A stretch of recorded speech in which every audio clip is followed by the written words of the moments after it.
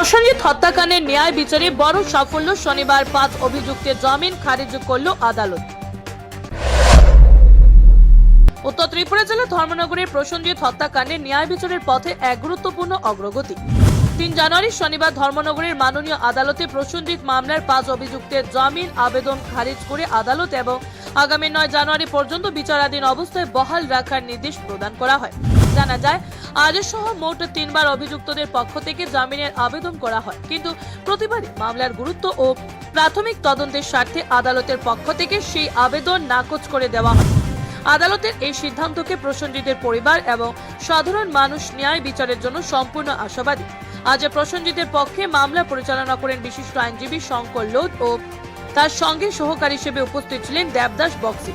প্রসিকিউশনের তরফে মামলার নথি ও যুক্তি পেশ করে অভিযুক্তদের জামিনের বিরোধিতা করা হয়।